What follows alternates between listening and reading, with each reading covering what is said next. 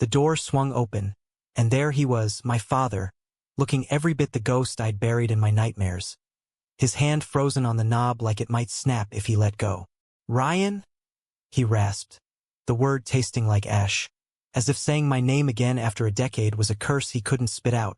I stood there in my sweat-stained DoorDash vest, pizza box balanced on one hip, heart slamming against my ribs like it was trying to break free and run. "You ordered delivery," I said, voice steady as a lie, thrusting the box forward like a shield.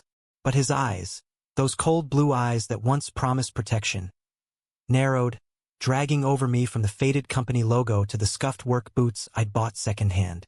"Get off my porch, boy. We ain't got no sun no more."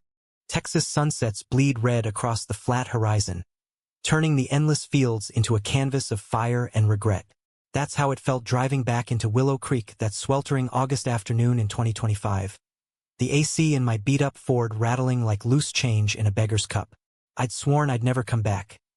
Not after the night they threw me out like yesterday's trash, 17 and terrified, backpack slung over my shoulder with nothing but a toothbrush and a wad of crumpled 20s from my part-time gig at the diner. "Faggot," Dad had snarled, his Bible thumping the coffee table like a judge's gavel. Mom just wept into her apron, whispering prayers that sounded more like pleas for her own salvation. And Caleb, my big brother? He stood in the kitchen doorway, arms crossed, saying nothing. That silence cut deepest, the betrayal of blood turning coward when it mattered most. I hitchhiked to Austin that same night, the stars mocking me from a sky too big for a kid with no map. The city swallowed me whole at first. Hostels that smelled of stale smoke and desperation. Odd jobs flipping burgers or stocking shelves until my hands blistered. Pride Month came and went in a blur of rainbow flags I was too scared to wave. Hookups and dive bar bathrooms that left me hollower than before. I was invisible, just another queer kid scraping by in the land of the free, where "don't ask, don't tell" lingered like a bad hangover even after the military ditched it. By 25, I'd clawed my way to something resembling stability. DoorDash driver, zipping through Austin's gridlock in that rattling Ford, algorithms dictating my life like some indifferent god. The app paid the rent on a shoebox apartment in East Austin, close enough to the queer bars on 6th Street where I could nurse a cheap beer and pretend I belonged. That's where I met Nathan, tall, with that effortless Texas drawl that wrapped around you like Spanish moss, and eyes the color of storm clouds rolling over the hill country. It was a rainy Tuesday in spring, the kind where the gutters overflow and wipers slap like accusations. My phone pinged. Delivery to a loft in the warehouse district, some fancy Italian place that charged $20 for a salad. I pulled up to the curb, dashed through the downpour, and knocked on the industrial door, box steaming under its lid. He answered in a half-unbuttoned Oxford, hair tousled like he'd just rolled out of a meeting, or a bed, dark jeans hugging legs that went on forever. "You're a lifesaver," he said, flashing a grin that hit me like lightning. All white teeth and crinkles at the corners. Nathan Hayes, marketing exec for some tech startup peddling eco-friendly apps, 29 and unapologetically out, with a laugh that echoed off exposed brick walls. We talked while he tipped me double, about the rain ruining his spin class, about how Austin's keep it weird vibe was code for tolerate but don't celebrate. He invited me in for coffee, black and strong, poured from a French press that looked like it cost more than my monthly electric bill. I perched on a stool at his island, dripping on the concrete floor, and spilled more than I meant to. The family that erased me, the nights I'd cried myself to sleep wondering if loving men made me less American. Nathan listened, really listened, his hand brushing mine across the quartz countertop. Not pushing, just there, warm and steady. "Family's what you build, Ryan," he said softly, thumb tracing the vein on my wrist. "Not what you're born into." From there, it unfolded like a slow-burn country ballad, the kind Willie Nelson croons about lost loves and found graces.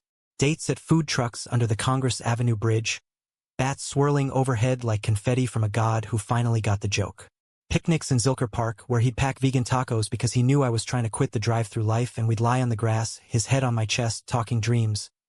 Mine of owning a food truck someday, his of ditching corporate for something real like a nonprofit for queer youth runaways. He was the first man who saw me, not as a risk or a rebound, but as Ryan. The guy who memorized every shortcut in the city, who quoted Springsteen lyrics to drown out the loneliness. But love's a fragile thing in a world that still sharpens its knives for us. The conflict simmered slow, then boiled over one humid July night. Nathan's firm was expanding, scouting talent in Dallas, and he dropped it casual over takeout pad thai. What if we moved? You could DoorDash there, or hell, we could start that truck together. My stomach twisted. Dallas was too close to Willow Creek. Just a 3-hour drive, the kind that dragged you back whether you wanted it or not. I'm not running toward ghosts, I muttered, but he pressed, eyes pleading. This is building, Ryan. Forward, not away. I bolted that night, left his keys on the counter and my Ford idling outside till dawn broke. Pride in my rear view, guilt in my gut. Weeks blurred into avoidance. Texts unread, deliveries rerouted around his zip code. Then the app betrayed me, that merciless algorithm spitting out a job in Willow Creek. Pepperoni pie to 142 Oak Lane, the address etched in my bones like a scar. Mom's illness, a neighbor's whisper on the wind. Stage 3, lungs ravaged by years of silence and secondhand smoke from Dad's Camels. I could have canceled, claimed traffic or a glitch, but Nathan's words echoed, family's what you build.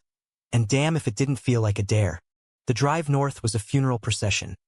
Flatlands blurring past, radio static on the country stations crooning about mamas and trains and boys who don't come home. Sweat beaded my neck despite the AC's feeble wheeze, and by the time I turned onto our old street, manicured lawns, American flags limp in the heat, my hands shook on the wheel. The house loomed unchanged. Sagging chain-link fence, the oak tree I'd carved my initials into now scarred over like forgotten promises. I killed the engine, grabbed the box, and marched up the walk, each step a drumbeat of what-ifs. Dad answered, as I knew he would. Face carved from the same granite as the porch steps, jowls sagging under a weak stubble. Recognition hit him like a freight train. His mouth worked soundlessly before the venom spilled. What the hell are you doing here? No, son. No softness. Just the echo of that night 10 years back, when he'd shoved my duffel at me and bellowed, "Don't come back till you fix yourself." Behind him, the living room flickered with TV light, some preacher railing about sin and salvation. Caleb hovered in the hall, taller now, a wedding band glinting on his finger, eyes darting like he might bolt. "Pizza," I forced out, shoving the box forward. "That'll be $18.50. Dad's laugh was a bark, ugly and raw. "Pay up and get gone. We don't need your kind tainting this place." The words landed like punches, each one reopening wounds I'd cauterized with Nathan's touch. Caleb stepped forward then, hand on Dad's shoulder. "Too late, always too late." "Dad, wait. Ryan, Mom's upstairs. She asks about you, every damn day." Betrayal's a funny beast. It doesn't always scream. Sometimes it's the quiet complicity. The brother who could have spoken up that night, but chose the family peace over my fractured heart. I'd pieced it together over the years, through mutual friends' drunken slips. Caleb had known about me and Tommy Jenkins, the furtive kisses behind the bleachers at homecoming. He told Dad, thinking it tough love. But it was a knife in the ribs, twisted slow. Now, staring at him, 32 with a realtor's polish and a life I could have had, I felt the old rage bubble, hot and unforgiving. "Save it," I snapped, tossing the receipt like confetti. "You all made your choice." I turned to go, the screen door slamming behind me like a period on a sentence too long. But halfway down the walk, a voice cracked the dusk. "Ryan, wait." Caleb, chasing me into the yard, face flushed under the street lamp's sodium glow. "I'm sorry. God, I'm so sorry." I was scared, 18, thinking Dad would disown me too. "But Mom, she's fading, man.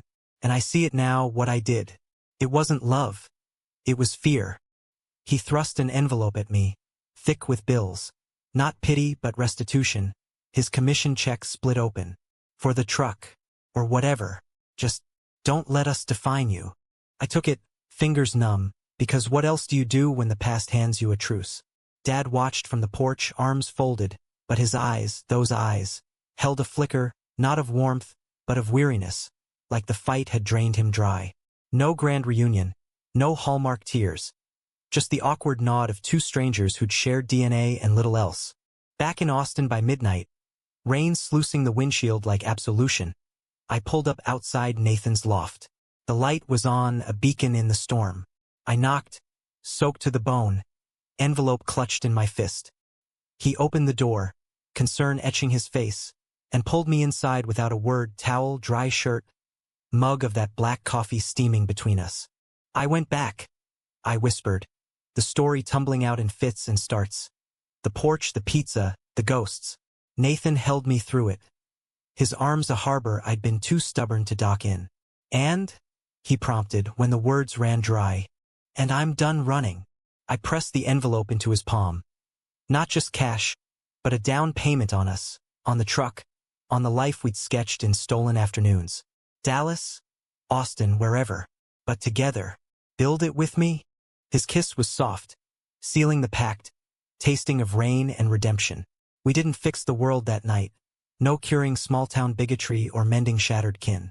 But in the quiet hours, tangled in sheets that smelled of him, I felt the humanistic pull. Forgiveness not as erasure, but as space. Mom's letter came a week later, frail script begging a visit, no sermons attached. Caleb texted coordinates for a neutral diner halfway between. Dad? Silent as ever, but silence can shift, erode like limestone under steady water. Years from now, when the food truck's chrome gleams under Austin lights, Ryan's roadside redemption, serving queer-friendly fusion to the outcasts and the allies, I'll tell our story to wide-eyed kids nursing their first heartbreaks. Not as tragedy, but testament.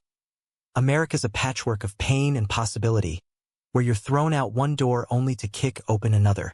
Nathan will sling an arm around me, grinning that storm cloud smile, and we'll toast to the returns that matter, not to the porch that rejected us, but to the arms that caught us on the way down.